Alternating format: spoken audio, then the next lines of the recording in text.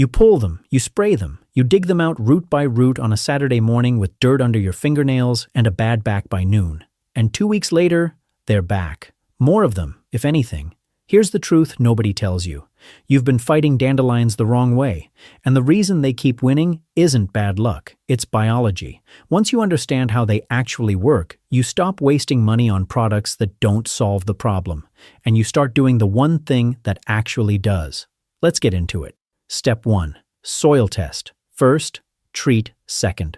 Before you do anything else, get a soil test. You can buy a basic kit at any garden center for under $20 or send a sample to your county extension service for a more detailed analysis.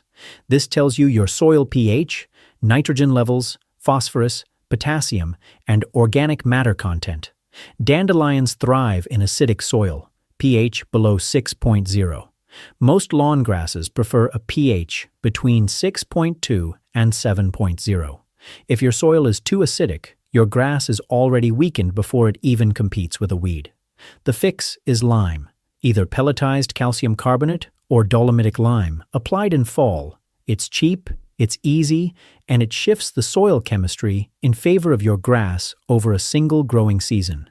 If your nitrogen is low, your grass grows slowly and thinly, which opens up exactly the kind of sparse canopy that dandelion seeds need to germinate and establish. A proper fertilization schedule, not just one spring application, but a timed program across the growing season, keeps your turf dense enough to shade out seedlings before they take hold.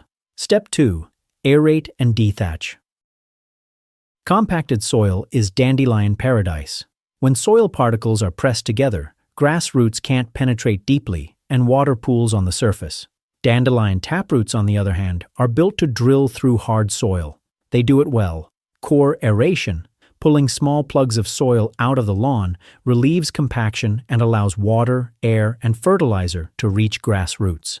Done in early fall for cool season grasses, it's one of the most impactful things you can do for long-term lawn health. Rent an aerator for a weekend, or hire a lawn service for this one specific task. The difference over the following growing season is significant. Dethatching removes the layer of dead organic matter that builds up between the soil surface and the green grass blades. Heavy thatch creates the kind of moist, slightly acidic microenvironment that dandelion seeds love. Thinning it out once a year removes that welcome mat. Step 3. Overseed aggressively. Bare patches and thin areas are where dandelions establish first. Every bare patch of soil is a dandelion waiting to happen. The fastest way to close those patches is overseeding, spreading new grass seed directly over thin areas in early fall. Fall overseeding works because the soil is still warm from summer, which promotes germination, while the cooler air temperatures favor grass growth over weed germination. Dandelion seeds and other weed seeds are less competitive in the fall than in the spring. You're stacking the deck in your favor. Use a seed variety appropriate for your climate and sunlight conditions. Don't cheap out on seed. Cheap seed often contains weed seed and produces inferior grass that won't close the canopy the way you need it to. After overseeding, keep the area consistently moist for 2 to 3 weeks until the new grass establishes. A thick, dense lawn is the single most effective long-term dandelion deterrent that exists. Dense grass physically prevents dandelion seeds from reaching the soil surface. No soil contact, no germination. It's that simple. Step 4. Mow high and stop scalping. Most homeowners mow too short. Cutting grass to 1.5 or 2 inches feels tidy, but it weakens the grass plant, reduces root depth, and opens the canopy to sunlight, which dandelion seedlings need to germinate. Raise your mowing height to 3 to 3.5 inches for cool season grasses. Taller grass shades the soil surface, keeping it cooler and drier, conditions that inhibit weed seed germination. Taller grass also means deeper roots, which means more drought resistance and a healthier plant overall. This single change, raising your mowing height, has a measurable effect on dandelion pressure. It's free. It requires no chemicals. It just requires adjusting a lever on your mower deck. Step 5. Water deep, not often. Most people water their lawn a little every day. That feels responsible, but it's actually one of the worst things you can do for dandelion control. Shallow, frequent watering keeps the top inch of soil consistently moist, which is exactly the germination environment dandelion seeds need to sprout. Your grass roots, meanwhile, never have a reason to grow deep because water is always available at the surface. The fix is to water deeply and infrequently. Give your lawn 1 inch of water once or twice a week, rather than light daily watering. This pushes moisture down 6 to 8 inches, where grass roots will follow it. Deep-rooted grass is drought-resistant, healthier, and far more competitive against weeds. The top layer of soil, where dandelion seeds germinate, dries out between watering cycles, creating a hostile environment for new weed seedlings without you having to do anything extra. Early morning is the best time to water.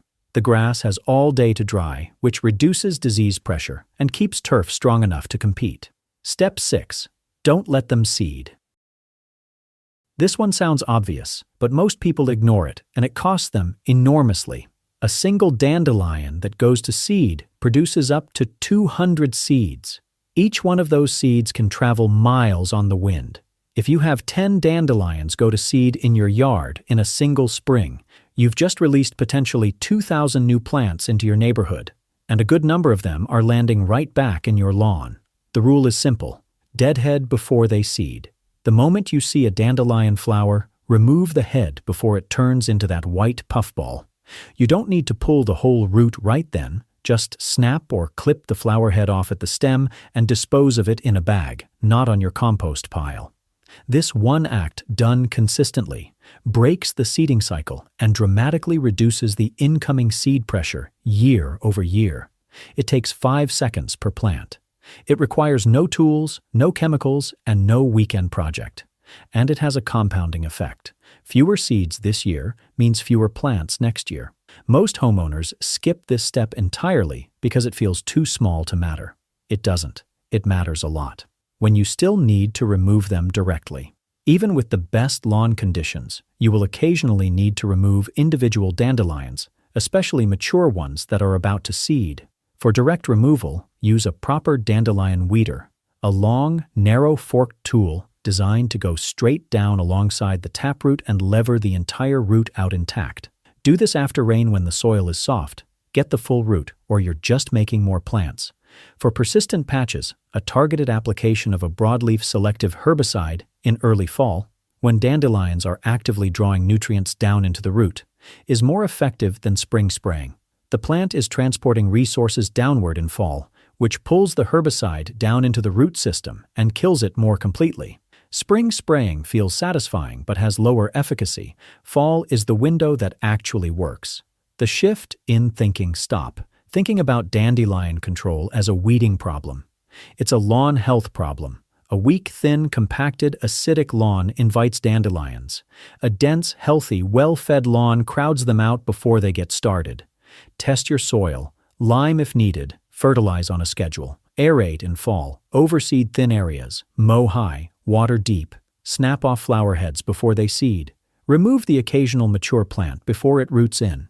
Do those things consistently for one full growing season, and you will see a measurable reduction in dandelion pressure, not because you killed every one of them, but because you changed the conditions that made your lawn attractive to them in the first place. That's how you actually win.